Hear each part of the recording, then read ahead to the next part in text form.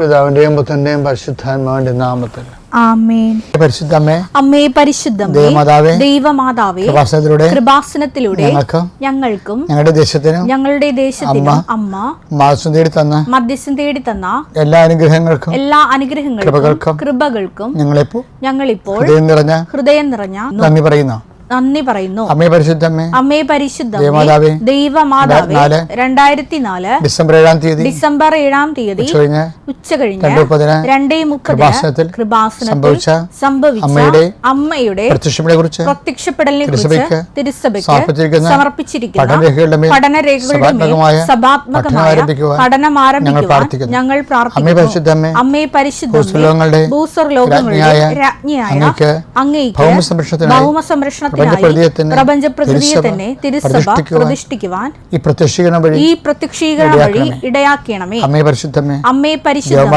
ജപമാല മാതാവേ, സകല കൃപാസനം പ്രാർത്ഥനകളോടും ചേർത്ത് ഞങ്ങളിപ്പോൾ പ്രാർത്ഥിക്കുന്ന ഈ കുടുംബത്തിന്റെ പ്രത്യേക നിയോഗം മക്കളെ.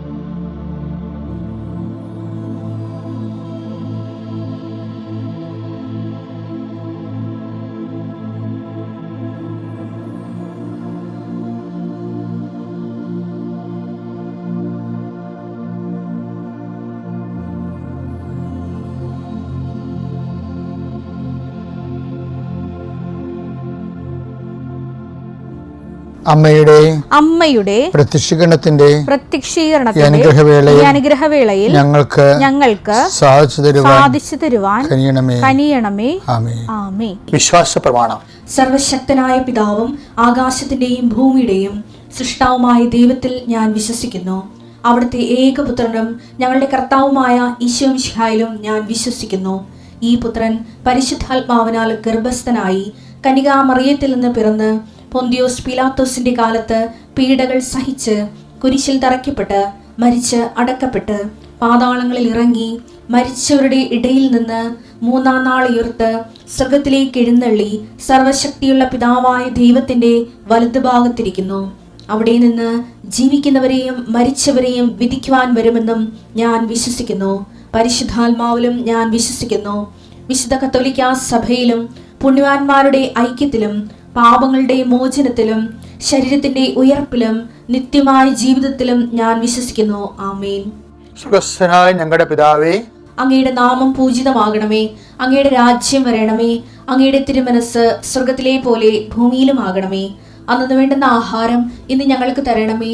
ഞങ്ങളോട് തെറ്റ് ചെയ്യുന്നവരോട് ഞങ്ങൾ ക്ഷമിക്കുന്നത് പോലെ ഞങ്ങളുടെ തെറ്റുകൾ ഞങ്ങളോടും ക്ഷമിക്കണമേ. ഞങ്ങളെ പ്രലോഭനത്തിൽ ഉൾപ്പെടുത്തരുതേ, തിന്മയിൽ ഞങ്ങൾ രക്ഷിക്കണമേ. ആമേൻ. നന്മ നിറഞ്ഞ മറിയമേ, സ്വസ്തി. കർത്താവ് അങ്ങയുടെ കൂടെ സ്ത്രീകളിൽ അങ്ങ് അനുഗ്രഹിക്കപ്പെട്ടവളാകുന്നു. അങ്ങയുടെ ഉദരത്തിൻ ഫലമായി ഈശോ അനുഗ്രഹിക്കപ്പെട്ടവനാകുന്നു.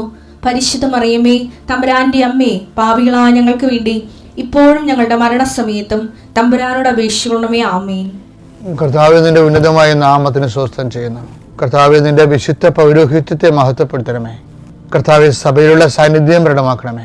39 വർഷം ഞാൻ അർപ്പിച്ച കൃപാന്റെ യുഗതിയാൽ കൃപാസനത്താറെ ജീവനോടെ പ്രത്യക്ഷപ്പെട്ട മാതാവിന്റെ പ്രത്യക്ഷീകരണത്തിന്റെ ശക്തിയാൽ ഇന്ന് അങ്ങയുടെ മക്കളെ ഞാൻ പ്രാർത്ഥിച്ച് ആശീർവദിക്കുന്നു. കർത്താവെ കുട്ടികളുടെ കാര്യത്തിന് വേണ്ടി ഓടുന്ന മാതാപിതാക്കന്മാരെ, വളരെ നിസ്സഹായരായി പോകുന്ന ആൾക്കാരുണ്ട്. ഈശോയെ, പണമില്ലാതെ സ്വാധീനമില്ലാതെ കുഞ്ഞുങ്ങൾ തന്നെ മാതാപിതാക്കന്മാരെ കുറ്റപ്പെടുത്തിയിട്ടും അതിൻ്റെ ഭാരം അനുഭവിക്കുന്ന മാതാപിതാക്കന്മാരുണ്ട്. അതിൻ്റെ പേരിൽ കഴിവുകേടുകൾ മറച്ചു വെക്കാൻ കർത്താവ് മദ്യപിക്കുന്നവരെ കൊണ്ട് ഈശോയെ, അങ്ങനെ തകർന്നുപോയ കുടുംബങ്ങൾ, മങ്ങിപ്പോയ സ്വസ്ഥതയില്ലാത്ത ഭവനങ്ങൾ, ഭാര്യ ഭർത്താക്കന്മാർ പിരിഞ്ഞ് താമസിക്കുന്നവർ, അകന്ന് താമസിക്കുന്നവർ, കർത്താവ് ഒരുമിച്ച് താമസിക്കാൻ കർത്താവിൻ്റെ കൃപ അവർക്ക് ലഭിക്കട്ടെ. മാതാപിതാക്കൾ മക്കൾ തമ്മിൽ മാനസികമായിട്ട് അകന്ന് പോകുന്നവർ, മക്കൾ ദുർഗതിപ്പെട്ടു പോയിട്ടുള്ള മക്കളുണ്ട് ഈശോയെ. അവർ തിരിച്ചു വരാൻ വേണ്ടി കർത്താവിൻ്റെ നാമത്തിൽ ഞാൻ അവരെ സമർപ്പിക്കുന്നു. Lord and piece your spirit, Lord and piece your spirit of power and grace. നമ്മൾ ഇന്ന് കാണാൻ പോകുന്നത് മറിയത്തിൻ്റെ ദൈവവിളിയാണ്. ഈ ദൈവവിളി തന്നെ രണ്ട് തരമുണ്ട് ദൈവവിളിയെ. ചില ആൾക്കാർ ദൈവം ഏൽപ്പിക്കണ വിളിയുണ്ട്, അതുപോലെ തന്നെ പിതാവ് ഏൽപ്പിക്കുന്ന ദൈവവിളിയുണ്ട്. പിന്നെന്താണ്? പിതാവ് ആകർഷിക്കുന്ന ദൈവവിളിയുണ്ട്. ഇപ്പം കൃപാസനത്തിൽ ഈ ഉടമ്പടി മാതാവിൻ്റെ പ്രത്യക്ഷീകരണത്തിന് ശേഷം ഏൽപ്പിച്ച ദൈവവിളിയാണ് ഉള്ളത്. അതിന് മുമ്പ് അത് ആകർഷിച്ച ദൈവവിളിയായിരുന്നു. നമുക്ക് ഓരോ സാക്ഷ്യങ്ങൾ കേൾക്കുമ്പോഴൊക്കെ നമുക്ക് ആകർഷണം വരത്തില്ലേ? അങ്ങനെ ഒന്ന് നമ്മൾ ഉടമ്പടി എടുക്കും. അതാണ് ആകർഷണ ദൈവവിളി. ഉടമ്പടി എടുത്തു കഴിഞ്ഞ് ചില ആൾക്കാർ അവർ സ്വന്തമായിട്ട് തന്നെ, ഇപ്പോൾ കഴിഞ്ഞ ദിവസം ഒരു സാക്ഷ്യം പറഞ്ഞ്, ഞാൻ 1200 പേരെ കൊണ്ട് ഉടമ്പടി എടുപ്പിച്ചതെന്ന്. അതെന്താണത്? അത് ആകർഷിച്ച് ചെയ്തതല്ല, അത് ഏൽപ്പിച്ച പോലെ ചെയ്യണതാണ്. ഈ ഉടമ്പടി പുതുക്കി വരുമ്പോൾ ആകർഷണ ദൈവവിളി ദൈവം ഏൽപ്പിച്ച ദൈവവിളിയായിട്ട് മാറി. ക്രിസ്തുവിനെ ദൈവം ഏൽപ്പിക്കുകയാണ് ചെയ്തത്. യോഹന്നാൻ 17:4 അവിടുന്ന് എന്നെ ഏൽപ്പിച്ച ജോലി പൂർത്തിയാക്കിക്കൊണ്ട് ഭൂമിയിൽ അവിടുത്തെ ഞാൻ മഹത്വപ്പെടുത്തി. അപ്പൊ നമുക്ക് ദൈവത്തെ മഹത്വപ്പെടുത്താം. ഏൽപ്പിച്ച ജോലി ഏൽപ്പിച്ചുള്ള പ്രശ്നം ഉള്ളത്, അത് മഹത്വപ്പെടുത്തണമെങ്കിൽ അത് പൂർത്തിയാക്കണം. പൂർത്തിയാക്കുക എന്ന് വെച്ച് കഴിഞ്ഞാൽ ആ മിഷൻ പൂർത്തിയാക്കുക എന്നല്ല പ്രശ്നം. അതിൻ്റെ അർത്ഥം എന്ന് പറയുന്നത്, as far as you are being here you must show the fidelity. നീ എപ്പോഴാണ് തിരിച്ച് വിളിക്കപ്പെടുന്നത് അതുവരെ ദൈവത്തോട് കാണിക്കണം വിശ്വസ്തതയ്ക്കാണ് അങ്ങനെ പറയണത്, പൂർത്തിയാക്കണം എന്ന് പറയണത്. അത് മനസ്സിലായില്ലേ? ആ പൂർത്തിയാക്കലിന് ഫിഡലിറ്റി ആയിട്ടാണ് ബന്ധം. നമ്മളൊരു ദൗത്യം വിശ്വസ്തതയാണ് ചെയ്യണമെന്നുണ്ടെങ്കിൽ അത് ചെയ്യണത്രയും സമയം അത് പൂർത്തിയാണ്. നിങ്ങളത് കഠിനാധ്വാനത്തോടെ ചെയ്തു, പക്ഷെ ഉദ്ദേശം നിങ്ങളുടെ ജോലിയോ വീടോ ഭൗതികമായ ലക്ഷ്യങ്ങളൊക്കെ ആണെങ്കിൽ നമുക്ക് പൂർത്തിയാണെന്ന് പറയാൻ പറ്റത്തില്ല. നമ്മുടെ ഉദ്ദേശം എന്താണ്? ദൈവത്തെ മഹത്വപ്പെടുത്തുന്നതായിരിക്കണം അത്. പിതാവേ, ഒരു ജോലി പൂർത്തിയാകണമെങ്കിൽ അതിനെന്ത് ചെയ്യണം? 3 കണ്ടൻ്റ് ഉണ്ട്. ഒന്നെന്താണ്? അത് ഒരു ജോലി പൂർത്തിയായെന്ന് പറയാൻ അത് ഒന്ന് വിശ്വസ്തത നമുക്കുണ്ടാകണം. രണ്ടാമത്തെ എന്താണ്? ആ വിശ്വസ്തതയാണ്. പക്ഷേ ആ ജോലി പകുതി ആയിട്ടുള്ളൂ, പക്ഷേ വിശ്വസ്തതയിലാണ് ആ പകുതി അവസാനിക്കണമെങ്കിൽ അത് പൂർത്തിയാക്കിയതുപോലെ തുല്യമാണ്. ഇങ്ങനെ വിശ്വസ്തത കാണിച്ചാൽ മാത്രമേ അത് ആ ജോലി മഹത്വം ഉണ്ടാക്കത്തുള്ളൂ. അപ്പോൾ ഈ മഹത്വം ഉണ്ടാക്കണത് എന്താണ്? വിശ്വസ്തതയാണ്. ഉടമ്പടിയുടെ ഒരു കണ്ടന്റ് എന്ന് പറയുന്നത് വിശ്വസ്തതയാണ്, ഫിഡലിറ്റി, ഫെയ്ത്ത് അല്ല. ഇപ്പോൾ നമ്മൾ ഒരു എക്സസൈസ് എഴുതി കൊണ്ടുവന്ന് ഉടനെ ടീച്ചർ നമ്മളിങ്ങനെ ഗുഡ് വാങ്ങിക്കാൻ വേണ്ടി, കുഞ്ഞുങ്ങളെ അങ്ങനെയല്ല അവിടെ പഠിപ്പിക്കണത്, ഗുഡ് വാങ്ങിക്കാൻ വേണ്ടി നമ്മൾ ഇടിച്ചതല്ലേ, ഇന്ന് ഞാൻ ഗുഡ് വാങ്ങിക്കും എന്ന് പറയുമ്പോൾ ഇത് ചില പിള്ളേർ ഇങ്ങനെ ടെസ്റ്റ് എടുത്ത് എക്സസൈസ് ബുക്ക് എടുത്ത് എത്ര ഗുഡ് എണ്ണി നോക്കത്തില്ല. എനിക്ക് 12 ഗുഡുണ്ട്, അപ്പോൾ മറ്റവൾ പറയും എനിക്ക് 17 ഗുഡെന്ന് പറയും. അപ്പോൾ ഇങ്ങനെ കുഞ്ഞുങ്ങളെ പഠിപ്പിച്ചിരിക്കുന്ന കാരണം ഇപ്പോൾ നമ്മളൊരു ഗുഡ് വാങ്ങിക്കാൻ വേണ്ടി വരുമ്പോൾ ചില സമയത്ത് ടീച്ചറിനെ കാണത്തില്ല, അന്ന് ടീച്ചർ ആബ്സെൻ്റാണ്. അപ്പോൾ ഈ ക്ലാസ് മൊത്തം അന്ന് ആ കൊച്ചു ആബ്സെൻ്റായിട്ടിരിക്കും. ക്ലാസ്സിൽ ഉണ്ടാകും, പക്ഷേ ഷീസ് ആബ്സെൻറ്റ്. എന്താ കാര്യം? ഗുഡ് എഴുതി തരാനുള്ള ആ സിസ്റ്റർ, ആ ടീച്ചർ അന്ന് ആബ്സെൻ്റ് ആയിരുന്നു. അപ്പോൾ അതുകൊണ്ട് കുട്ടി ഉണ്ട്, പക്ഷേ അവർ ആബ്സെൻറ്റ് മൈൻഡഡ് അങ്ങനെ ഇരിക്കും. ഇതിനകത്ത് വരുന്ന കാര്യം വെച്ചാൽ ആ ടീച്ചർ ഇല്ലെങ്കിലും ഗുഡ് കിട്ടിയില്ലെങ്കിലും ഞാൻ സന്തോഷത്തോടെ ഇരിക്കണം. അതാണ് ദൈവം ഉദ്ദേശിക്കുന്നത്. അതാണ് ഹബക്കൂക്ക് പറയണത്. ഹബക്കൂക്ക് 3:17 അത്തിവൃക്ഷം പൂക്കുന്നില്ലെങ്കിൽ മുന്തിരിയിൽ ഫലങ്ങളില്ലെങ്കിൽ ഒലിവ് മരത്തിൽ കായ്കളില്ലാതായാലും വയലുകളിൽ ധാന്യം വിളയുന്നില്ലെങ്കിൽ ആട്ടിൻകൂട്ടം ആലയിൽ അറ്റുപോയാലും കന്നുകാലികൾ തൊഴുത്തിലില്ലാതായാലും ഞാൻ കർത്താവിൽ ആനന്ദിക്കും. അതാണ് വിശ്വസ്തത എന്ന് പറയുന്നത്. ഞാൻ കർത്താവിൽ ആനന്ദിക്കും. അപ്പം അതുകൊണ്ട് തന്നെ ഒരു വിഷയം ചെയ്യണത് ആരും കണ്ടില്ല, ആ ഒരു നന്മ പ്രവൃത്തി ചെയ്യണത് ആരും കണ്ടില്ലെങ്കിലും നിനക്ക് കർത്താവിൽ ആനന്ദം ഉണ്ടെങ്കിൽ ആ നന്മ പ്രവൃത്തി പൂർത്തിയായി. അതുകൊണ്ട് ദൈവം മഹത്വപ്പെട്ടു. അപ്പോൾ നമ്മളുടെ ഈ വർക്കുകളെല്ലാം ഇനി അറേഞ്ച് ചെയ്യണം ഈ രീതിയിൽ. അപ്പോഴാണ് ദൈവത്തെ മഹത്വപ്പെടുത്തിക്കൊണ്ട് കൃപയിൽ നിറഞ്ഞ ആസ്തി പദ്ധതി വളരണത്. Thank you. സ്തുതിയായിരിക്കട്ടെ. വിശുദ്ധ ദൈവകുമാരനും പരിശുദ്ധ അമ്മ മാതാവിനും 1000 നന്ദി. എൻ്റെ പേര് റെജിസ് ആൻ്റണി. കോട്ടയം ജില്ലയിലെ ആനിക്കാട് എന്ന് പറഞ്ഞ സ്ഥലത്താണ് വീട്. ഞാനിപ്പോൾ എറണാകുളത്താണ് താമസിക്കുന്നത്. എറണാകുളത്താണ് ഞാൻ വരുന്നത്. ഞാനിവിടെ വരാൻ കാരണം എൻ്റെ ജീവിതത്തിൽ വളരെ സങ്കീർണമായ ഒരു കഷ്ടകാല സമയത്തോടെ ഞാൻ കടന്നുപോയി. അതുവരെ ഞാൻ പ്രാർത്ഥന എല്ലാ ദിവസവും സായാഹ്ന പ്രാർത്ഥന നമ്മൾ ചെല്ലും, ഞായറാഴ്ച പള്ളിയിൽ പോവും, വല്ലപ്പോഴും ഒരു വാർഷിക ധ്യാനത്തിലോ മറ്റോ പങ്കെടുക്കും എന്നല്ലാതെ ഞാനൊരു വലിയ ദൈവവിശ്വാസിയോ അങ്ങനെ സ്ഥിരമായി പ്രാർത്ഥനകളിലും ഉപവാസങ്ങളിലും പങ്കെടുക്കുന്ന ഒരാളോ ആയിരുന്നില്ല. പക്ഷേ നമ്മൾ സത്യസന്ധമായി ജീവിച്ചാൽ മതി, നമ്മുടെ പ്രവൃത്തികൾ മറ്റുള്ളവരെ ഉപദ്രവിക്കാതെ നമ്മൾ നമ്മുടേതായ വഴിയിലൂടെ പോയാൽ മതിയെന്ന് വിചാരിച്ചിരുന്ന എനിക്ക് ഞാൻ 2000 ആണ്ടിൽ സിനിമാ രംഗത്ത് വന്നതാണ്. ഞാൻ MCOM പഠനം കഴിഞ്ഞ് മാക്ട ചലച്ചിത്ര കളരിയിലൂടെ ഡയറക്ഷൻ കോഴ്സ് പഠിച്ച് സിനിമയിൽ വന്നതാണ്. അന്ന് മുതൽ ഞാനൊരു സ്വതന്ത്ര സംവിധായകനാകാനുള്ള ആഗ്രഹത്തോടു കൂടി പ്രവർത്തിക്കുകയായിരുന്നു. 2015 ഒരു സെക്കൻഡ് ക്ലാസ് യാത്ര എന്ന സിനിമയായിരുന്നു എനിക്ക് ആദ്യമായി ചെയ്യാനായിട്ടൊരു അവസരം കിട്ടിയത്. വിനീത് ശ്രീനിവാസനൊക്കെ അഭിനയിച്ച സൂപ്പർ ഹിറ്റായിട്ടുള്ള സിനിമ. അത് കഴിഞ്ഞ് 2024 ഇപ്പോൾ ഞാൻ നിൽക്കുന്ന ഈ സമയം വരെ എൻ്റെ ജീവിതത്തിൽ കടന്നുപോയ പരീക്ഷണ കാലഘട്ടം സത്യം പറഞ്ഞാൽ ഒരു മനുഷ്യൻ ഓർക്കാൻ സാധിക്കാത്ത വിധം അത്രയും കഷ്ടകാലം പിടിച്ച ദിവസങ്ങളായിരുന്നു. അപ്പോൾ അതിസങ്കീർണമായ പ്രശ്നങ്ങളോട് കടന്നു പോയിക്കൊണ്ടിരിക്കുമ്പോൾ എന്നോടൊരു സുഹൃത്ത് പറഞ്ഞു, തൃശ്ശൂരുള്ള ഒരാളാണ്, അദ്ദേഹം ഇവിടെ വന്നിട്ടില്ല. ഞാനിന്ന് കൃപാസനത്തെക്കുറിച്ച് കേട്ടിട്ടുണ്ട്, കൃപാസനം പത്രം അവിടെ ഇവിടെയൊക്കെ കണ്ടിട്ടുണ്ട്, പലരും പത്രം വിതരണം ചെയ്യുന്നത് കണ്ടിട്ടുണ്ട്, ഞാൻ വായിച്ചിട്ടുണ്ട്, അതിലെ അനുഭവ സാക്ഷ്യങ്ങൾ വായിച്ചിട്ടുണ്ട്, എന്നാലും ഞാനിവിടെ വന്നിട്ടില്ല. ഇതിൻ്റെ മുന്നിൽ കൂടെ ഞാൻ കടന്നു പോയിട്ടുണ്ട്.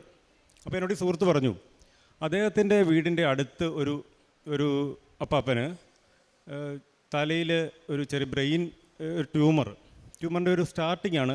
അപ്പോൾ അവർ വീട്ടുകാരോടൊപ്പം ഇവിടെ വന്നു പ്രാർത്ഥിച്ചു. അപ്പോൾ ഇദ്ദേഹത്തിന് വരാൻ സാധിച്ചില്ല, അവരുടെ കൂടെ വരേണ്ട ആളായിരുന്നു, പക്ഷേ വരാൻ സാധിച്ചില്ല. അപ്പോൾ അവർ വന്ന് തിരിച്ചു പോയി സ്കാനിങ് ചെയ്തപ്പോൾ ആ ഒരു ട്യൂമറിൻ്റെ ആരംഭം ഇല്ല എന്ന് ഡോക്ടർ പറഞ്ഞു. അപ്പോൾ എന്നോട് പറഞ്ഞു, ഇങ്ങനെയുള്ള ഒത്തിരി കാര്യങ്ങൾ അവിടെ നടക്കുന്നുണ്ടെന്നാണ് ഞാൻ കേട്ടത്, രജിസ്റ്റർ പറ്റുമെങ്കിൽ ഒന്ന് നമുക്ക് വേണേൽ ഒരുമിച്ചൊന്ന് പോകാമെന്ന് പറഞ്ഞു. അപ്പോൾ ഞാൻ പല പ്രോജക്റ്റുകളും അന്വേഷിച്ച് നടക്കുന്നു. അതിൻ്റെ ഒരു കഷ്ടപ്പാടിനിടയ്ക്ക് വലിയ സാമ്പത്തിക ബുദ്ധിമുട്ടുകളൊക്കെ അനുഭവിക്കുന്ന കാലത്ത് ഞാൻ പറഞ്ഞു, നമുക്കെന്നാൽ ഒരുമിച്ച് പോകാം. പക്ഷേ അദ്ദേഹം ഫാമിലിയും തൃശ്ശൂരിൽ നിന്ന് എറണാകുളം വഴി ഇവിടെ വന്ന് കാറിന് പോയപ്പോഴും എനിക്കന്ന് അവരുടെ കൂടെ വരാൻ പറ്റിയില്ല. പിന്നീട് ഇങ്ങനെ കാര്യങ്ങൾ ഓരോ ദിവസവും ഗുരുതരമായിക്കൊണ്ടിരിക്കുന്ന ഒരു അവസ്ഥയിൽ അദ്ദേഹം വീണ്ടും എന്നോട് പറഞ്ഞു, നിങ്ങൾ കൃപാസനത്തിൽ വരുന്ന പോയിട്ട് മാതാവിനെ ഒന്ന് കണ്ട് നിങ്ങളുടെ മനസ്സിലുള്ള കാര്യങ്ങൾ പറയുക എന്ന് പറഞ്ഞു. അങ്ങനെ ഞാൻ ഒരു ദിവസം കൃപാസനത്തിൽ രാവിലെ വന്നു.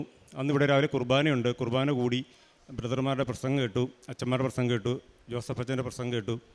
അപ്പോൾ സത്യം പറഞ്ഞാൽ ഞാൻ ആ മൂലയ്ക്കിരുന്ന് എൻ്റെ കണ്ണ് നിറഞ്ഞിട്ട് എനിക്ക് മാതാവിനെ കാണാൻ പറ്റാതെ. ഞാൻ വന്നപ്പോൾ തന്നെ മാതാവിനെ നോക്കി, പക്ഷേ മാതാവിനെ കാണാൻ പറ്റുന്നില്ല. ഈ സൈഡിലാണ് മാതാവിനെ വെച്ചിരിക്കുന്നത്. അപ്പോൾ ഞാൻ അവിടെ നിന്നിട്ട് മാതാവിനെ എനിക്ക് കാണാൻ പറ്റുന്നില്ല. അപ്പോൾ എന്തോ പെട്ടെന്ന് എൻ്റെ മനസ്സിലേക്ക് മാതാവിൻ്റെ രൂപം വന്നിട്ട് എന്നോട് എന്തോ പറയുന്ന പോലെ എനിക്ക് തോന്നി. അപ്പോൾ ഞാൻ അത് കഴിഞ്ഞ് എൻ്റെ ആ ഒരു പരീക്ഷണ കാലഘട്ടം ഞാൻ പറയാം. ഈ സെക്കൻഡ് ക്ലാസ് യാത്ര വലിയ സൂപ്പർ ഹിറ്റ് സിനിമയായി ഓടിക്കൊണ്ടിരിക്കുന്ന സമയത്ത് അത് കഴിഞ്ഞ് ഇമ്മീഡിയറ്റ് എനിക്കൊരു വലിയൊരു പ്രോജക്റ്റ് കിട്ടി. മലയാളത്തിലെ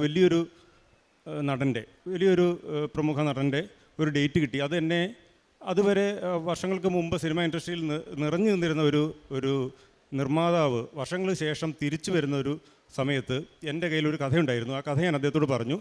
അങ്ങനെ ഞങ്ങൾ ഈ നടനോട് പറയുന്നു, അദ്ദേഹത്തിന് ഇഷ്ടപ്പെടുന്നു, ഞങ്ങൾ പ്രോജക്റ്റ് നീക്കുന്നു. അങ്ങനെ പോകുന്ന സമയത്ത് മറ്റൊരു സിനിമ വന്ന സമയത്ത് ഈ നടൻ നമ്മളോട് പറഞ്ഞു, നിങ്ങൾ ഈ സബ്ജക്റ്റ് അവിടെ നിൽക്കട്ടെ, വേറൊരു സബ്ജക്റ്റ് കുറച്ചുകൂടി ഒരു വലിയൊരു ക്യാൻവാസുള്ള ഒരു സബ്ജക്റ്റ് എന്നോട് ചോദിച്ചു. ഞാൻ അങ്ങനെ ഒരു സബ്ജക്റ്റ് പറയുന്നു.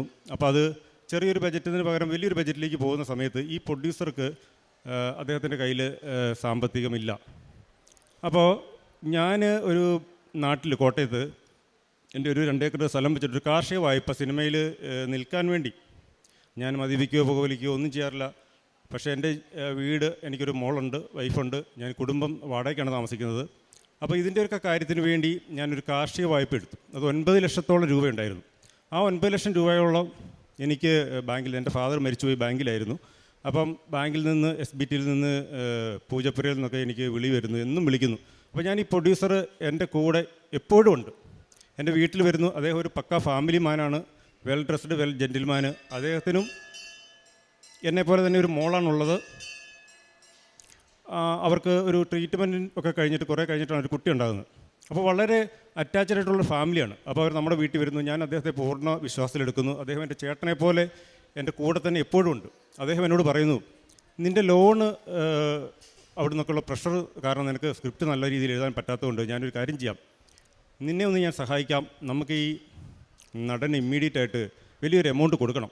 അപ്പോൾ ഈ എൻ്റെ ലോണിന് ഒരു ആശ്വാസം കിട്ടും, അദ്ദേഹത്തിന് കുറച്ച് ഫണ്ട് ഒന്ന് ഈ നടന് കൊടുക്കാൻ വേണ്ടി എന്നെക്കൊണ്ട് എൻ്റെ 2 ഏക്കർ സ്ഥലം പ്ലഡ്ജ് ചെയ്യിക്കുകയാണ്. പ്ലഡ്ജ് ചെയ്യിച്ച് വലിയൊരു തുക എടുക്കുന്നു. എന്നോട് പറയുന്നു ഈ ആർട്ടിസ്റ്റുകൾക്ക് പൈസ കൊടുത്തു, പ്രോജക്റ്റ് ഉടൻ തന്നെ ഉണ്ടാകും, 4 മാസത്തിനുള്ളിൽ പ്രോജക്റ്റ് ഉണ്ടാകും, എനിക്ക് വലിയൊരു ശമ്പളം പറയുന്നു. അങ്ങനെ ഞാനിതിന് പുറമെ തമിഴിലെ വലിയ 2 നടന്മാരെ കൂടെ ഈ സിനിമയിൽ കാസ്റ്റ് ചെയ്യുന്നു, അവരോട് പോയി കഥ പറയുന്നു. അവരെ ഒന്നും എനിക്ക് പരിചയമില്ല. ഈ 3 നടന്മാരെ എനിക്ക് യാതൊരു പരിചയമില്ല. എല്ലാവരുടെ അടുത്തും ഞാൻ കഥ പോയി പറഞ്ഞ ആ ഒരു പരിചയം മാത്രമേ ഉള്ളൂ. അവരെല്ലാം നല്ലപോലെ എന്നോട് എൻ്റെ സബ്ജക്റ്റ് കേട്ടിട്ട് മാത്രം സമ്മതിക്കുന്നു. വലിയൊരു ക്യാൻവാസിൽ ബൈലിംഗ്വലായിട്ട് തമിഴിലും മലയാളത്തിലുമായി സിനിമ ചെയ്യാനുള്ളൊരു അവസരം എനിക്ക് വരികയാണ്. അപ്പോൾ ഞാൻ കൊടുത്ത പൈസ മലയാളത്തിലെ പ്രമുഖ നടന് കൊടുത്തു എന്ന് എന്നെ പറഞ്ഞ് വിശ്വസിപ്പിച്ച ആൾ പിന്നീട് ഞാനൊരു സമയത്ത് അദ്ദേഹം എന്നു ചോദിച്ചാൽ ഒരു സിനിമ നടക്കുമ്പോൾ അടുത്ത സിനിമയുടെ കാര്യങ്ങൾ പ്ലാൻ ചെയ്യുന്ന സമയത്ത് അദ്ദേഹത്തോട് അടുത്തിരിക്കുന്ന ആൾക്കാർ പറയാണ്, ഇനി റജീസ് അങ്ങോട്ട് വരണ്ട, നിർമ്മാതാവിനോട് എത്രയും വേഗം അദ്ദേഹത്തിന് കുറച്ച് പൈസ കൊണ്ട് കൊടുക്കാൻ പറഞ്ഞു. അപ്പോൾ ഞാൻ പൈസ ഇതുവരെ ഒന്നും കൊടുത്തില്ലേ എന്ന് ചോദിക്കുമ്പോൾ 5 നയാ പൈസ കൊടുത്തിട്ടില്ല എന്നുള്ളൊരു ഞെട്ടിക്കുന്ന വിവരമാണ് ഞാൻ കേൾക്കുന്നത്. ഞാൻ സത്യം പറഞ്ഞാൽ ഞെട്ടിപ്പോയി. എൻ്റെ കയ്യിൽ നിന്ന് വാങ്ങിച്ച പൈസ അവിടെ കൊടുത്തിട്ടില്ല. പക്ഷേ അതൊരു പൂർണ്ണമായി എന്നെ അതുവരെ എൻ്റെ കൂടെ നിന്ന് ചതിക്കുകയായിരുന്നു എനിക്ക് മനസ്സിലായി. സത്യം പറഞ്ഞാൽ ഞാൻ എന്ത് ചെയ്യണം എന്നറിയാമല്ല നിന്നു. ഞാൻ പലരോടും അദ്ദേഹത്തെക്കുറിച്ച് അന്വേഷിച്ചപ്പോൾ വലിയ വലിയ തട്ടിപ്പുകൾ നടത്തി വലിയ സിനിമകളൊക്കെ മുന്നേ ചെയ്ത ആളാണ്. അദ്ദേഹം ഇവിടുന്ന് രക്ഷപ്പെട്ട് വിദേശ രാജ്യങ്ങളിൽ പോയി അവിടെ നിന്നൊക്കെ തിരിച്ചു വന്ന് ഇപ്പോൾ മലയാളത്തിലൊരു അനുകൂല സാഹചര്യം ഉണ്ടാക്കി വന്നതാണ്. പക്ഷേ അദ്ദേഹത്തിൻ്റെ കയ്യിൽ പൈസയില്ല. ഞാനിതറിഞ്ഞു എന്ത് ചെയ്യണം. എൻ്റെ സ്ഥലം പോയി അന്വേഷിക്കുന്നു, എനിക്ക് ചെക്ക് തരുന്നു, ചെക്ക് പലതവണയായിട്ട് മടങ്ങുന്നു. എൻ്റെ സ്ഥലം വേറൊരാളുടെ കയ്യിലേക്ക് ഇയാൾ മറിച്ച് വയ്ക്കുന്നു. 50 ലക്ഷത്തിൻ്റെ സ്ഥാനത്ത് 90 ലക്ഷത്തിലേക്ക് അയാളത് മറിച്ച് വയ്ക്കുന്നു. എൻ്റെ കയ്യിൽ നിന്ന് എൻ്റെ കിടപ്പാടം വരെ പോകുന്നു. ഞാൻ വാടക വീട്ടിൽ താമസിക്കുന്നു, 5 മാസം വാടക കൊടുക്കാനില്ല, എൻ്റെ വണ്ടി വിൽക്കുന്നു, നിരവധിയായ പ്രശ്നങ്ങൾ. ഞാൻ അപ്പോഴാണ് ഈ കൃപാസനത്തിലേക്ക് ആദ്യമായി വരുന്നത്. ആദ്യമായി വന്ന് ഞാൻ അച്ഛൻ്റെ പ്രസംഗം കേട്ടു, ഇവിടുന്ന് പോയി. അപ്പോൾ എനിക്ക് ഇതിൻ്റെ ബന്ധപ്പെട്ട ആൾക്കാരോട് പറയാനുള്ള ഒരു ധൈര്യം വന്നു. അതുവരെ എനിക്ക് ധൈര്യമില്ലായിരുന്നു. കാരണം ഞാൻ ഇത് പറഞ്ഞാൽ എൻ്റെ സിനിമ ഭാവിയെ അത് ബാധിക്കുമോ, അല്ലെങ്കിൽ ഇവരൊക്കെ വലിയ വലിയ ആൾക്കാരാണ്, അപ്പോൾ നമുക്ക് എന്ത് ചെയ്യാൻ പറ്റും. നമ്മളൊരു തുടക്കക്കാരൻ, ആദ്യം ഒരു സിനിമ ചെയ്തു, അത് വിജയിച്ചു, അത് മാത്രമേ എനിക്കുള്ളൂ അഡ്രസ്സ്. പക്ഷേ മാതാവ് ഇവിടുന്ന് പറഞ്ഞു, ധൈര്യമായിട്ട് നീ പോയി പറയുക. ഞാൻ പ്രധാന നടനോട് പറയുന്നു. അദ്ദേഹം പെട്ടെന്ന് ഒരു അച്ഛൻ്റെ സ്ഥാനത്ത് നിന്ന് എന്നോട് പറയുകയാണ്, നിങ്ങളെന്തിനാണ് പൈസ മുടക്കാൻ പോയത്, നിങ്ങൾ തിരക്കഥ എഴുതി സംവിധാനം ചെയ്യാനുള്ള അവസരം ഞാൻ തന്നു. ഞാൻ ഉടനെ അയാളെ വിളിക്കാം. ആ നിർമ്മാതാവിനെ വിളിക്കുന്നു, അയാളുടെ കാര്യങ്ങൾ അന്വേഷിക്കുന്നു. അയാൾ കുറച്ച് ദിവസം സമയം ചോദിക്കുന്നു. പക്ഷേ പിന്നീട് എനിക്ക് ചെക്ക് തരുന്നതിൻ്റെ ചെക്ക് മടങ്ങുന്നു. ഇദ്ദേഹത്തിൻ്റെ ഈ മുന്നോട്ടുള്ള നീക്കം ശരിയല്ല എന്ന് കാണുമ്പോൾ ഈ സിനിമയിലുള്ള പലരും എന്നെ ഉപദേശിക്കുന്നു. നമ്മളങ്ങനെ എൻ്റെ അസോസിയേഷൻ എനിക്ക് വേണ്ടി മീഡിയേഷൻ ഇയാളെ വിളിക്കുന്നു. നിർമ്മാതാക്കളുടെ സംഘടന, ഞാൻ തിരക്കഥാകൃത്തുക്കളുടെ സംഘടനയിലും സംവിധായകരുടെ സംഘടനയിലും അംഗമാണ്. അവർ വിളിക്കുന്നു, മീഡിയേഷൻ വെക്കുന്നു, ഇദ്ദേഹത്തെ വിളിക്കുന്നു. ഇദ്ദേഹത്തിന് നേരത്തെ കുടിശ്ശികയും കാര്യങ്ങളൊക്കെ ഉണ്ട്. പക്ഷേ അവർ വരുന്നു. അവിടെ വരുമ്പോൾ പഴയ വലിയ വലിയ സിനിമകൾ ചെയ്തുള്ള നിർമ്മാതാക്കൾ എനിക്ക് തന്ന ചെക്ക് മടങ്ങിയ ചെക്ക് ഇദ്ദേഹത്തിന് നേരെ വലിച്ചെറിഞ്ഞുകൊണ്ട് ചോദിക്കുകയാണ്, എന്തിനാണ് ഈ പാവം പയ്യനെ നിങ്ങൾ അയാളുടെ ഭാവി കളഞ്ഞത്. ഇയാൾ ആദ്യ സിനിമ ചെയ്ത് 75 ദിവസമുള്ള ഓടിയൊരു സിനിമയാണ്. നിങ്ങൾ ഇത്രയും പേര്, മലയാളത്തിലെ വലിയൊരു സൂപ്പർ സ്റ്റാർ, തമിഴിലെ വലിയ 2 സൂപ്പർ സ്റ്റാർസുകൾ സമ്മതിച്ചിരിക്കുന്ന ഇത്രയും ഡേറ്റ് കൊടുത്തിരിക്കുന്ന ഈ പ്രോജക്റ്റ് നിങ്ങളുടെ കയ്യിലിരിപ്പുണ്ടല്ലേ ഇല്ലാതായത്, നിങ്ങൾ എന്തുകൊണ്ടാണ് ഇയാളുടെ കുടുംബം നശിപ്പിച്ചത് എന്ന് ചോദിക്കുമ്പോൾ അയാൾക്ക് മറുപടിയില്ല. അപ്പോൾ അവർ പറഞ്ഞു, എത്രയും വേഗം ഇയാൾക്ക് കുറച്ച് പൈസ കൊടുത്ത് അത് സെറ്റിൽ ചെയ്ത് അദ്ദേഹത്തെ വീട്ടിൽ നിന്ന് ഇറക്കി വിടുന്നൊരു സ്റ്റേജ് വന്നിരിക്കുകയാണ്. അപ്പോൾ ഇയാൾ എന്നോട് 2-3 മാസം അസോസിയേഷൻ വഴി സാവകാശം ചോദിക്കുന്നു. പക്ഷേ അത് കഴിഞ്ഞ് അവർ ഫോൺ എടുക്കുന്നില്ല. അസോസിയേഷൻ്റെ ഭാരവാഹികൾ വിളിക്കുമ്പോൾ ഫോൺ എടുക്കുന്നില്ല. അപ്പോൾ ഇയാളുടെ അനുഗ്രഹമായിട്ട് കോവിഡ് ഇങ്ങനെ വരുന്ന സമയമാണ്. അപ്പോൾ പിന്നീട് സമ്പൂർണ്ണ ലോക്ക്ഡൗൺ പ്രഖ്യാപിക്കുകയാണ്. സമ്പൂർണ്ണ ലോക്ക്ഡൗൺ പ്രഖ്യാപിക്കുന്നതിന് തൊട്ട് മുമ്പായി എനിക്കൊരു അനുഗ്രഹം കിട്ടിയത്, അസോസിയേഷൻ്റെ ഭാഗത്തു നിന്നും കേസ് മുന്നോട്ട് കൊണ്ടുപോകാനായിട്ടൊരു അവരൊരു ഇനീഷ്യേറ്റീവ് എടുക്കുന്നു. അവർ ഇനീഷ്യേറ്റീവ് എടുത്ത് ചെറിയൊരു തുക, ഏകദേശം 1 ലക്ഷത്തോളം രൂപ അതിൻ്റെ പ്രിലിമിനറി എക്സ്പെൻസായിട്ട് വേണം. എൻ്റെ കയ്യിൽ 1000 രൂപ പോലും തികച്ചെടുക്കാനില്ലാത്ത അവസ്ഥ, ഞാനൊന്നും ചെയ്യാൻ എനിക്ക് പറ്റിയില്ല എന്ന് അവർക്ക് മനസ്സിലായതുകൊണ്ട് എന്നോടുള്ളൊരു ഹ്യൂമൻ കൺസിഡറേഷനിൽ അവരെ പൈസ കിട്ടുന്നു. അദ്ദേഹത്തിൻ്റെ സ്ഥലവുമായിട്ട് അത് സിവിൽ കേസാകുന്നു. അങ്ങനെ എനിക്ക് സ്ഥലം അറ്റാച്ച് ചെയ്യാൻ സാധിക്കുന്നു. പക്ഷേ പിന്നീട് സമ്പൂർണ്ണ ലോക്ക്ഡൗൺ പ്രഖ്യാപിച്ച് 2.5 വർഷം ഞാൻ വീട്ടിലിരുന്ന് എനിക്കൊന്നും ചെയ്യാൻ പറ്റുന്നില്ല. എനിക്ക് ഉറക്കമില്ലാത്ത രാത്രികൾ. ഞാൻ മാതാവിനോട് പ്രാർത്ഥിക്കുന്നു, മാതാവ് എനിക്കിവിടെ വരാൻ പോലും പറ്റുന്നില്ല, കോവിഡ് കാരണം പുറത്തിറങ്ങാൻ സാധിക്കുന്നില്ല. ഒരു ദിവസം കോവിഡ് ഒതുങ്ങിയപ്പോൾ ഞാൻ ഇതിലൂടെ മുന്നിൽ പോയപ്പോൾ പുറത്ത് നിന്നിട്ട് പള്ളി അടച്ചിട്ടിരിക്കുകയാണ്.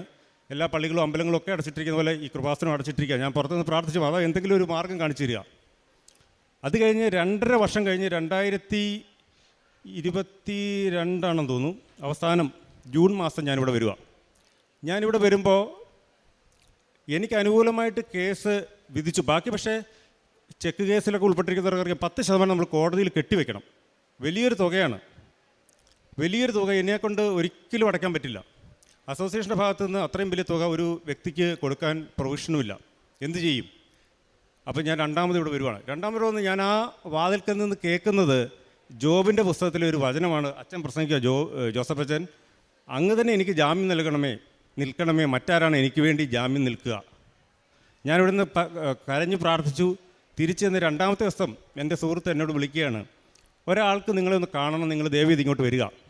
ഞാൻ അവിടെ ചെല്ലുമ്പോൾ എനിക്ക് ഒരു പരിചയമില്ലാത്ത ഒരാൾ എന്നോട് പറയുകയാണ്, നിങ്ങൾക്ക് എത്ര രൂപയാണ് കോടതിയിൽ കെട്ടേണ്ടത്? അപ്പോൾ ഞാൻ പറഞ്ഞു വലിയൊരു തുക കെട്ടണം, 7 ലക്ഷം രൂപയോളം കെട്ടണം. അയാൾ പറയാം ഞാൻ തരാം. അത്ഭുതമെന്ന് പറയണ്ടു. അയാൾ ആ പൈസ അവിടെ കെട്ടുന്നു. കോടതിയിൽ 2ാമത് വീണ്ടും കേസ് മുന്നോട്ട് പോകുന്നു. അങ്ങനെ വളരെ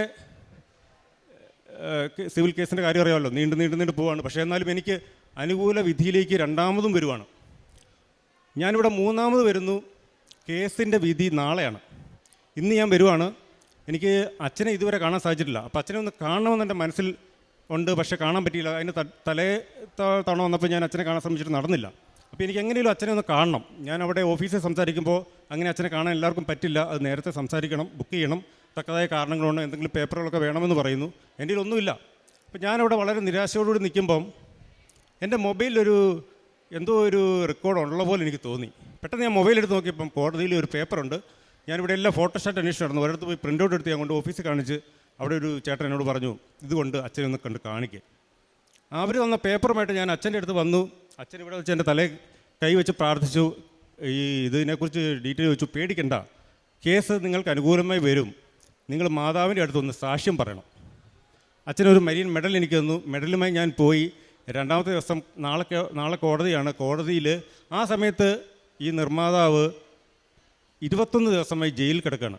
വണ്ടി തട്ടിപ്പ്, പണയത്തിന് വണ്ടി എടുക്കുക, അങ്ങനെ അയാൾ വർഷങ്ങളോളം പലരെയും പറ്റിച്ച് നടന്നിട്ട് എൻ്റെ കേസിന് എനിക്ക് അനുകൂലമായി വിധി വരുന്ന സമയത്ത് അദ്ദേഹം ജയിലിലാണ്. എനിക്ക് കേസ് അനുകൂലമായിട്ട് വരുന്നു. അത്ഭുതം എന്ന് പറയണ്ടേ, ഇപ്പോഴും സിവിൽ കേസ് അത് വിധി നടത്തിപ്പിലേക്ക് പോയിരിക്കുകയാണ്. അപ്പോൾ ഞാൻ അടുത്ത തവണ വരുമ്പോൾ എൻ്റെ സിനിമ പല പ്രോജക്റ്റുകളും ഞാൻ ആലോചിച്ചു. ഈ പ്രോജക്റ്റ് വലിയൊരു ക്യാൻവാസിൽ ഔട്ട്ഡോർ ചെയ്യേണ്ട കേസാണ്. അപ്പോൾ എന്ന് വെച്ചാൽ ഈ കോവിഡിൻ്റെ സമയത്ത് എല്ലാവരും ഇൻഡോർ സിനിമകളിലേക്ക് പോയി. അപ്പോൾ ഔട്ട്ഡോർ വലിയ ക്യാൻവാസ് വലിയ ആൾക്കാരെ വെച്ചിട്ട് ചെയ്യാൻ പറ്റാത്തൊരു സാഹചര്യമാണല്ലോ. അപ്പോൾ ഇൻഡോർ സിനിമകൾ ആലോചിക്കുന്ന സമയത്ത് എൻ്റെ സിനിമ അങ്ങനെ ഫ്രീസായി നിൽക്കുകയാണ്. അപ്പോൾ ഞാൻ പല പ്രോജക്റ്റുകൾ അയച്ചു, ഒന്നും നടക്കുന്നില്ല. ഞാൻ അടുത്ത തവണ 4ാമത്തെ തവണ ഇവിടെ വരുന്നു. ഞാൻ പ്രാർത്ഥിക്കുന്നു, എനിക്ക് എന്തെങ്കിലും എൻ്റെ തൊഴിലൊരു ഒരു ഇത് വരണം. അപ്പോൾ അതിന് മുമ്പ് ഞാനൊരു സത്യം പറഞ്ഞാൽ ഇവിടെ വന്ന് ഇത്രയും കാര്യങ്ങൾ എൻ്റെ ജീവിതത്തിൽ നടന്നെങ്കിലും എന്നോട് പലരും പറയുന്നു നിങ്ങളുടെ സിനിമ നടക്കുന്നില്ല, എന്താണ് ചെയ്യേണ്ടത്? അപ്പോൾ സിനിമ നിങ്ങൾക്കറിയാമല്ലോ, സിനിമക്കാരെന്ന് പറഞ്ഞാൽ ഭയങ്കരമായുള്ള അന്ധവിശ്വാസികളും എന്ത് പറഞ്ഞാലും അവർ ആ വഴി പോകും. എന്നുവെച്ചാൽ സിനിമ ഇല്ല, അപ്പം നിങ്ങളോട് പറയണം ഇങ്ങനെ ചെയ്യണം അങ്ങനെ ചെയ്യണം. അപ്പോൾ എന്നോട് ഒരാൾ പറഞ്ഞു, നിങ്ങളൊരു കാര്യം ചെയ്യുക, ഒരു ജ്യോതിഷൻ്റെ അടുത്ത് പോയിട്ട് നിങ്ങളുടെ സമയമൊന്ന് നോക്ക്. അപ്പോൾ ഞാനൊരു ദുർബല നിമിഷത്തിൽ എനിക്ക് തോന്നി എന്നാലെന്നാ ഒന്ന് പോയി നോക്കിയാലോ. ഞാൻ അവിടെ ചെന്നു, എൻ്റെ നാൾ വെച്ച് നോക്കിയിട്ട് അയാൾ പറഞ്ഞു, 2 വർഷത്തേന് നിങ്ങൾക്ക് ഭയങ്കര സമയം മോശമാണ്, നിങ്ങൾ ഒരു കാരണവശാലും നിങ്ങൾക്ക് സിനിമ നടക്കില്ല, നിങ്ങൾ ഇന്ന കാര്യങ്ങളൊക്കെ ചെയ്താൽ നിങ്ങൾക്കൊരു മാറ്റമുണ്ടാകും.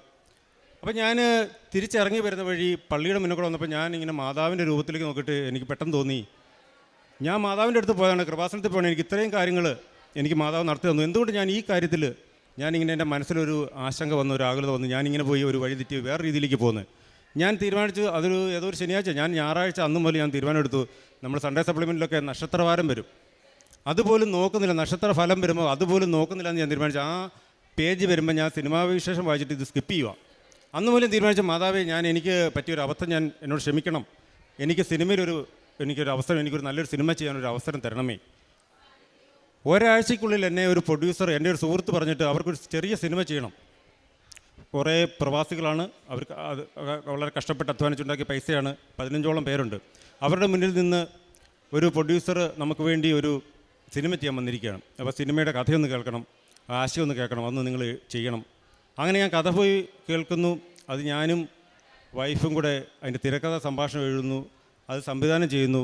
വളരെ യാദൃച്ഛികമായി ആ 4ാമത് ഇവിടെ വന്ന് ഞാൻ ഇനി നക്ഷത്രഫലം അങ്ങനെയുള്ള കാര്യങ്ങൾ നോക്കുകയില്ല എന്ന് പറഞ്ഞ് ഞാൻ പോയ ഞാൻ ഒരാഴ്ചക്കുള്ളിൽ എനിക്ക് അടുത്ത പ്രോജക്റ്റ് വരികയാണ്. 2 വർഷത്തിന് എൻ്റെ സമയം ശരിയില്ല എന്ന് പറഞ്ഞാൽ എനിക്ക് ഒരാഴ്ച കഴിഞ്ഞ് സിനിമ വരികയാണ്. ആ സിനിമയാണ് ഇപ്പോൾ തിയേറ്ററിൽ ഓടിക്കൊണ്ടിരിക്കുന്ന സ്വർഗം എന്ന സിനിമ. എനിക്ക് നിങ്ങളോട് പറയാനുള്ളത്, എത്ര നിരാശരാണെങ്കിലും മാതാവ് നിങ്ങളെ കൈവിടിയില്ല. എനിക്കിതുപോലെ വേറെ സാക്ഷ്യങ്ങൾ പറയാനുള്ളത്, എൻ്റെ കൂടെ സിനിമയിൽ വർക്ക് ചെയ്യുന്ന ഒരു മൂത്ത ചേട്ടൻ, അദ്ദേഹത്തിന് 9 വർഷമായിട്ടൊരു കേസ് നടന്നുകൊണ്ടിരിക്കുക. അവർ ഓർത്തഡോക്സ് സമുദായക്കാരാണ്. അപ്പോൾ അവർ ഒരു ഫ്ലാറ്റിൽ താമസിക്കുമ്പോൾ അവിടുന്ന് മലിനജലം അപ്പുറത്തെ ഒരു പറമ്പിലേക്ക് ഒഴുക്കി. അവിടുത്തെ സ്ഥലവും ഹൗസ് ഓണറുമായിട്ട് കേസ് നടക്കുക. അപ്പോൾ ഞാൻ പറഞ്ഞു, അവർ അസോസിയേഷൻ സെക്രട്ടറി, അവർ ഹൗസ് ഓണറല്ല, വാടകയ്ക്ക് താമസിച്ചപ്പോൾ അവർ തൽക്കാലം അവരെല്ലാം പുറത്തുള്ളവരാണ്, NRIs ആണ്, അമേരിക്കയിലും ഓസ്ട്രേലിയയിലൊക്കെ ഉള്ളവരുടെയാണ്. അപ്പോൾ ഇവരെ തൽക്കാലത്തിന് പിടിച്ച് ഈ സെക്രട്ടറി സ്ഥാനത്ത് നിർത്തി അവർക്കെതിരെ കേസ് നടന്നുകൊണ്ടിരിക്കുക. ഞാൻ പറഞ്ഞു, അപ്പോൾ നിങ്ങൾക്ക് പറഞ്ഞുകൂടെ കോടതിയിൽ? കോടതി വിശ്വസിക്കുന്നില്ല. അപ്പോൾ ഞാൻ പറഞ്ഞു, കൃപാസനത്തിൽ ഒന്ന് പോവാം. അങ്ങനെ അവർ 1 മാസം ഇവിടെ കൃപാസനത്തിൽ വന്നു. തൃശ്ശൂരിൽ നിന്ന് ചേർത്തല വന്ന് റെയിൽവേ സ്റ്റേഷനിൽ ഇറങ്ങി ഇങ്ങോട്ട് വരാൻ പറ്റുന്നില്ല, ഭയങ്കര മഴ. അപ്പോൾ അവർ ടാക്സി പിടിച്ച് ഇവിടെ വന്നപ്പോഴേ സമയം പോയി, ഉടമ്പടി എടുക്കാൻ പറ്റിയില്ല. 2 ദിവസം കഴിഞ്ഞ് അവരുടെ കേസിൻ്റെ ഫൈനൽ ഹിയറിംഗ് നടക്കുകയാണ്. അതുവരെയുള്ള അവർ യഥാർത്ഥ ഓണർമാരല്ല എന്ന് കോടതി കണ്ടിട്ട് അവരെ വെറുതെ വിടുകയാണ്. അത് കഴിഞ്ഞ് അവരിവിടെ ഒരാഴ്ചക്കുള്ളിൽ വന്ന് ഉടമ്പടി എടുത്തു. അതുപോലെ എൻ്റെ വൈഫിൻ്റെ ചെവിയുടെ പിന്നിലൊരു ചെറിയ ഒരു തടിപ്പ്, ഒരു സിസ്റ്റ് പോലെ. അപ്പോൾ അവൾക്ക് ഈ തല കുളിച്ച് കഴിയുമ്പോൾ തലനീര് ഇങ്ങനെ ഇറങ്ങും. അപ്പോൾ ഡോക്ടർ പറഞ്ഞു, ഇത് ചെറിയൊരു സിസ്റ്റാണ്, ഒരു കാര്യം ചെയ്ത് വെച്ചോണ്ടിരിക്കേണ്ട, നിങ്ങൾ സ്കാനിങ് ചെയ്ത് നോക്ക്. ഇപ്പോൾ സ്കാനിങ് ചെയ്ത് നോക്കി, ഒരു ജനറൽ ഒരു MD വലിയ പ്രഗത്ഭനായ ഡോക്ടറാണ് ഇത് പറയുന്നത്. അദ്ദേഹം പറഞ്ഞനുസരിച്ച് ഞങ്ങളൊരു സ്ഥലത്ത് പോയി സ്കാനിങ് ചെയ്യുന്നു. അപ്പോൾ അവിടെ ചെല്ലുമ്പോൾ ഇത്രയും കാര്യങ്ങൾ നടന്നപ്പോൾ വൈഫ് ഇവിടെ അങ്ങനെ സജീവമായിട്ട് വരുന്നില്ല. ഞാൻ വൈഫിനോട് പറഞ്ഞു, നമുക്കിവിടെ ഒന്ന് പ്രാർത്ഥിച്ചിട്ട് പോകാം. ഇവിടെ വന്ന് പ്രാർത്ഥിച്ച് ഞങ്ങൾ പോയി. വീട്ടിൽ ചെന്ന് ഉടമ്പടി തൈലമെടുത്ത് കഴുത്തിൻ്റെ പിന്നിൽ ഇവിടെ ഞരമ്പിൻ്റെ ഇവിടെ തേച്ച് പ്രാർത്ഥിക്കുന്നു. സ്കാനിങ്ങിന് ചെല്ലുമ്പോൾ അവിടെ ഇരുന്ന ഡോക്ടർ പറയാണ്, എവിടെയാണ് എടുക്കാൻ ഡോക്ടർ പറഞ്ഞത്? ഇവിടെ ഒന്നും കാണുന്നില്ലോ എന്ന്. സത്യം പറഞ്ഞാൽ ഇതെല്ലാം നമുക്ക് അത്ഭുതങ്ങളായിട്ട് വരികയാണ്. കാരണം മനുഷ്യന് സാധിക്കാത്ത കാര്യങ്ങൾ ദൈവം അത്ഭുതമായിട്ട് പരിശുദ്ധ അമ്മ മാതാവിലൂടെ നടത്തി തരുന്നു എന്നുള്ളതിൻ്റെ ഭയങ്കരമായ അത്ഭുതങ്ങൾ എൻ്റെ മുന്നിൽ പല തവണയായിട്ട് ദൈവം കാട്ടിത്തരികയാണ്. ഇപ്പോൾ ഈ സ്വർഗം എന്ന സിനിമ വലിയ പ്രൊമോഷനോ പബ്ലിസിറ്റിയോ ഇല്ല, അതിനുള്ള സാമ്പത്തിക സ്ഥിതി നമ്മുടെ പ്രൊഡ്യൂസർമാർക്കില്ല. വലിയ പ്രൊഡക്ഷൻ ഹൗസുകളുടെ വലിയ പടങ്ങൾക്കിടയിൽ യാതൊരു പരസ്യങ്ങളും, വളരെ പരസ്യം കുറവാണ്. പക്ഷേ മൗത്ത് പബ്ലിസിറ്റിയിൽ ഈ ഇന്നലെ 10-20 തിയേറ്ററുകൾ ഹൗസ്ഫുള്ളായിട്ട് സിനിമ ഓടിക്കൊണ്ടിരിക്കുകയാണ്. എങ്ങനെയാണെന്ന് എനിക്കറിയില്ല. മാതാവിനോട് ഞാൻ ഒന്നേ പ്രാർത്ഥിച്ചുള്ളൂ, മാതാവ് ഈ സിനിമ വിജയിപ്പിച്ചു തരണമേ. എനിക്ക് കരിയറിൽ എപ്പോഴും 2ാമത്തെ സിനിമയാണ് ഒരു സംവിധായകൻ്റെ ഭാവി നിർണ്ണയിക്കുന്നത്. ആദ്യത്തെ സിനിമ എത്ര വിജയിപ്പിച്ചാലും ആൾക്കാർ പറയും അത് യാദൃശ്യമായിട്ട് വന്നു പോയൊരു കാര്യമാണെന്ന്. അപ്പോൾ 2nd ക്ലാസ് യാത്ര കഴിഞ്ഞ് സ്വർഗം വരുമ്പോൾ അത് എന്ത് സിനിമയായിക്കോട്ടെ, ആ സിനിമ വിജയിച്ചില്ലെങ്കിൽ ഒരു സംവിധായകൻ്റെ ഭാവിയില്ല. എനിക്ക് ദൈവം അനുഗ്രഹിച്ച്, മാതാവ് അനുഗ്രഹിച്ച് ആ സിനിമ സൂപ്പർ ഹിറ്റിലേക്ക് 2nd ക്ലാസ് യാത്രയെക്കാളും കൂടുതൽ അഭിപ്രായത്തോടെ അത് ഫാമിലിയാണ് കാണുന്നത്. 40-45 വയസ്സുള്ള അമ്മമാരാണ് ആ സിനിമ കണ്ട് മൗത്ത് പബ്ലിസിറ്റി, പള്ളിയിൽ നിന്നും അച്ഛന്മാർ സിസ്റ്റർമാരൊക്കെ പോയി കണ്ടിട്ട് നല്ല സിനിമയാണ്, ഇന്നത്തെ കാലഘട്ടത്തിൽ പറയേണ്ട ആവശ്യമാണെന്ന് പറയുമ്പോൾ അതെല്ലാം മാതാവ് എനിക്ക് നേടിത്തന്നാണ്. മാതാവിൻ്റെ ഒറ്റ അനുഗ്രഹം കൊണ്ട് മാത്രമാണ് ഞാൻ വിശ്വസിക്കുന്നത്. ഞാൻ എൻ്റെ കുടുംബവും നിങ്ങളെല്ലാവരും മാതാവ് സമർത്ഥമായിട്ട് അനുഗ്രഹിക്കട്ടെ. ഇതെനിക്കിവിടെ സാക്ഷ്യം പറയാൻ എനിക്കൊരു അവസരം കിട്ടിയതിന് നന്ദി പറയുന്നു. മാതാവിന് നന്ദി പറയുന്നു, അച്ഛന് നന്ദി പറയുന്നു. ഞാൻ നിർത്തുന്നു. ഈശോമിശിഹായ്ക്ക് എല്ലാവരും സ്തുതിയായിരിക്കട്ടെ. 1 പത്രോസ് 1-ാം അധ്യായം 6-7 തിരുവചനങ്ങൾ. അല്പകാലത്തേക്ക് വിവിധ പരീക്ഷകൾ നിമിത്തം നിങ്ങൾക്ക് വ്യസനിക്കേണ്ടി വന്നാലും അതിൽ ആനന്ദിക്കുവിൻ. കാരണം അഗ്നിശോധനയെ അതിജീവിക്കുന്ന നശ്വരമായ സ്വർണത്തേക്കാൾ വിലയേറിയതായിരിക്കും പരീക്ഷകളെ അതിജീവിക്കുന്ന നിങ്ങളുടെ വിശ്വാസം. അത് യേശുക്രിസ്തുവിൻ്റെ പ്രത്യാഗമനത്തിൽ സ്തുതിക്കും മഹത്വത്തിനും ബഹുമാനത്തിനും ഹേതുവായിരിക്കും. പ്രിയമുള്ളവരെ, റജിസ് ആൻ്റണി എന്ന ഈ സഹോദരൻ, സംവിധായകൻ, പരിശുദ്ധ കൃപാസന മാതാവിൻ്റെ തിരുനടയിൽ ഏറെ നന്ദിയോടും സ്നേഹത്തോടും കൂടി അമ്മ വഴി ലഭിച്ച വലിയ അനുഗ്രഹത്തിന്, ഒരു ജീവിതം, ഒരു പ്രൊഫഷൻ അതുതന്നെ തിരികെ ലഭിച്ചതിന് നന്ദി പറഞ്ഞുകൊണ്ട് സാക്ഷ്യം പങ്കുവയ്ക്കുകയാണ്. സ്വർഗം എന്ന സിനിമ കണ്ടവർക്കറിയാം, ആ സിനിമ എഴുതി കാണിക്കുന്നത് നീലപ്രതലത്തിൽ വെള്ള അക്ഷരങ്ങളായിട്ടാണ്. അതാണ് ശരിക്കും ആ സിനിമയെ അതിൻ്റെ ഓരോ കാര്യങ്ങൾ കണ്ടപ്പോൾ എന്നെ ഏറ്റവും ആകർഷിച്ചത്. ഞാൻ ഈ സ്ക്രീനിൽ ഈ നീലപ്രതലത്തിൽ വെള്ള അക്ഷരങ്ങളിൽ ഇത് എഴുതി കാണിക്കുമ്പോൾ ഇത് കൊള്ളാലോ, നമ്മുടെ കൃപാസനത്തിൻ്റെതാണല്ലോ എന്ന് പെട്ടെന്ന് എൻ്റെ മനസ്സിങ്ങനെ പറഞ്ഞുകൊണ്ടിരുന്നു. പിന്നീടാണ് ഇദ്ദേഹത്തിന് ഫേസ്ബുക്ക് വല്ലതും ഉണ്ടോ, അക്കൗണ്ട് വല്ലതും ഉണ്ടോ എന്ന് കരുതി ഇങ്ങനെ കഴിഞ്ഞ ഒരു 5-6 ദിവസം മുമ്പ് ഒന്ന് അന്വേഷിച്ചത്. അപ്പോൾ ഫേസ്ബുക്കിൽ ഞാൻ നോക്കുമ്പോൾ ഇന്നിവിടെ പറഞ്ഞ ഈ സാക്ഷ്യം മുഴുവനും കുറിച്ചിട്ടിട്ടുണ്ട്. ആ ആദ്യ ദിവസങ്ങളിൽ ഇത് റിലീസാകുമ്പോൾ ആ സ്വർഗം എന്ന് പറയുന്ന സിനിമയുടെ പോസ്റ്ററിൻ്റെ ഒപ്പം നമ്മുടെ കൃപാസന മാതാവിൻ്റെ ചിത്രവും ചേർത്താണ് ആ പോസ്റ്റർ അപ്ലോഡ് ചെയ്തിരിക്കുന്നത്. ഈ കടന്നുപോയ പീഡാനുഭവത്തിൻ്റെ മുഴുവൻ വിവരണങ്ങളും അവിടെ എഴുതിയിട്ടുണ്ട്. അതാണ് എന്നെ കൂടുതൽ ഈ സഹോദരൻ്റെ ഈ സിനിമയെ കുറച്ചുകൂടി സന്തോഷത്തോടുകൂടി കാണുവാൻ കാര്യമായത്. ഉടമ്പടി എടുത്തതോ ഇവിടെ വന്നുപോയതോ ഒന്നും അറിയില്ല. എങ്കിലും അമ്മ മാതാവിൻ്റെ തിരുനടയിൽ അമ്മ മാതാവിനെ അറിയുകയും സ്നേഹിക്കുകയും ചെയ്തുകൊണ്ട് ഈ ഒരു പ്രൊഫഷനിൽ ഈ സഹോദരൻ നിലനിന്നു. മരണം വരെ എത്താവുന്ന ജീവിതത്തിൻ്റെ വലിയ ഉണ്ടായിരുന്ന മുഴുവൻ നേട്ടങ്ങളും, ഏതാണ്ട് 1 കോടി പറ്റി വരുന്ന മുഴുവൻ സമ്പാദ്യവും ഒന്നും അറിയാതെ നഷ്ടപ്പെട്ടിട്ട് ജീവിതം താളം തെറ്റിപ്പോയിട്ട് തിരികെ ഇങ്ങനെ പിടിച്ചു കയറി വരുവാൻ അമ്മ മാതാവ് ഈ നാളുകളിൽ ഈ മകനെ സഹായിച്ചുവെന്നതാണ് പിന്നീട് ഞാൻ അതിലൂടെ വായിച്ചു പോയപ്പോൾ മനസ്സിലാക്കിയത്. ശരിക്കും സാക്ഷികൂടാരത്തിൻ്റെ അരികിൽ വന്ന് ഈ പേര് ആദ്യം വായിച്ചപ്പോൾ ഇത് ഈ ദിവസങ്ങളിൽ പരിചയപ്പെട്ട പേരാണല്ലോ എന്നർത്ഥമാണ് മുഖത്തോട്ട് നോക്കിയത്. ഒരു സംശയത്തിന് പുറത്താണ് ചോദിച്ചത്, ഡയറക്ടറാണോ എന്ന്. കേട്ടപ്പോൾ വലിയ സന്തോഷം തോന്നി. കാരണം കഴിഞ്ഞ ശനിയാഴ്ച നമ്മുടെ കൃപാസനത്തെ ഈ അൾത്താരയിൽ നമ്മൾ പറഞ്ഞ വചന പ്രഘോഷണം ഈ റെജിസ് ആൻ്റണി എന്ന ഈ സഹോദരൻ്റെ ജീവിതത്തെയും സാക്ഷ്യത്തെയുമായിരുന്നു. അമ്മ മാതാവ് ഏറ്റവും അടുത്ത ദിനങ്ങളിൽ ഈ മകനെ ഈ അൾത്താരയിൽ കൊണ്ടുവന്ന് ആ ഉടമ്പടി ജീവിതത്തെയും ഉടമ്പടി ജീവിതത്തിലൂടെ ലഭിച്ച ആത്മധൈര്യത്തെയും എല്ലാം തകരുമ്പോഴും ഞാൻ കൂടെയുണ്ടെന്ന് പറഞ്ഞ് അമ്മ മാതാവ് കൈപിടിച്ച് നടത്തിയതിനെയും അതിലൂടെ പുതിയ ഒരു ജീവിതം ഈ 2ാമത്തെ സിനിമയിലൂടെ ഈ പ്രൊഫഷൻ തൻ്റേതാണെന്നും ഏറ്റവും മികച്ച സിനിമകൾ, മികച്ച ഗാനങ്ങൾ, മികച്ച പശ്ചാത്തല സംവിധാനങ്ങൾ ഒക്കെ എടുത്തുകൊണ്ട് ഈ ക്വാളിറ്റിയുള്ള ഒരു സിനിമാ സംവിധായകനായി ഈ ഫീൽഡിൽ നിൽക്കുവാൻ തനിക്കൊരു ആയുസ്സുണ്ടെന്നും ഭാവിയുണ്ടെന്നും ലോകത്തിന് മുൻപിൽ സാക്ഷ്യപ്പെടുത്തും വിധം മകനെ ഈ സാക്ഷ്യകൂടാരത്തിൽ ഈ അൾത്താരയിൽ ചേർത്ത് നിർത്തിയത് പരിശുദ്ധ കൃപാസന മാതാവ് മാത്രമാണ്. ഇത് നമുക്ക് നൽകുന്ന വലിയ സന്ദേശം, എത്ര കണ്ട് ജീവിതം തകർന്നു പോകട്ടെ, ആരൊക്കെ നമ്മളെ പരാജയപ്പെടുത്തട്ടെ, എത്ര കണ്ണീർ തോരാതെ വന്നുകൊണ്ടിരിക്കട്ടെ, അമ്മയിൽ ആശ്രയിച്ചുകൊണ്ട് നാം പ്രാർത്ഥിക്കുമെങ്കിൽ ചാരക്കൂനയിൽ നിന്ന് പോലും നമ്മളെ ഉയർത്തിക്കൊണ്ടുവരുവാൻ അമ്മയ്ക്ക് പദ്ധതിയുണ്ട്, അമ്മയ്ക്ക് വഴികളുണ്ട്. അമ്മ ദൂതന്മാരെ അയക്കും, നമ്മുടെ ജീവിതങ്ങളെയും സാഹചര്യങ്ങളെയും എല്ലാ മേഖലകളെയും സുരക്ഷിതമാക്കും. 2-3 ദൂതന്മാരുടെ സാന്നിധ്യം സഹോദരൻ പറയുന്നുണ്ട്. ഒന്ന്, ഒരു വ്യക്തി വഴിയാണ് കൃപാസനത്തിലേക്ക് വരുവാനായിട്ടുള്ള ആദ്യത്തെ ഒരു താല്പര്യം വരുന്നത്. 2ാമത്തത് മറ്റൊരു വ്യക്തിയാണ് കോടതിയിൽ അടയ്ക്കേണ്ട പണം ചെറുതല്ല, 7 ലക്ഷം രൂപ അടയ്ക്കുവാനായിട്ട് താല്പര്യപ്പെട്ട് മുന്നോട്ട് വരുന്നത്. 3ാമത്തത് ഉടമ്പടിയെടുത്ത് മാതാവിനോട് ഒന്ന് വഴിമാറിപ്പോയപ്പോൾ മാപ്പ് ചോദിച്ചപ്പോൾ ഇങ്ങോട്ട് തിരക്കി ഒരു പ്രൊഡ്യൂസർ വന്നിട്ട് ഞങ്ങളുടെ പടം സംവിധാനം ചെയ്യണമെന്ന് ആവശ്യപ്പെടുകയാണ്. ഇതൊന്നും യാദൃച്ഛികമല്ല, ഇതൊക്കെ ദൈവനിശ്ചയമാണ്. അതുകൊണ്ട് പരിശുദ്ധ അമ്മ മാതാവിൻ്റെ കരം ചേർത്ത് പിടിക്കുമ്പോൾ അമ്മ മാതാവ് നാം അറിയാത്ത വഴികളിലൂടെ നമുക്ക് ഏറ്റവും നന്മയായ ഇടങ്ങളിലേക്ക് നിരന്തരം നയിച്ചു കൊണ്ടിരിക്കും. അതിൻ്റെ നല്ല ജീവിതവും നല്ല സാക്ഷ്യവുമാണ് ഈ സഹോദരൻ നമ്മുടെ മുമ്പിൽ പങ്കുവയ്ക്കുക. അമ്മ മാതാവ് വഴി ഈ സഹോദരന്, ഈ കുടുംബത്തിന്, പ്രത്യേകിച്ച് ഈ പ്രൊഫഷന് തമ്പുരാൻ നൽകിയ എല്ലാ അനുഗ്രഹങ്ങളെയോർത്ത് നന്ദി പറയാം.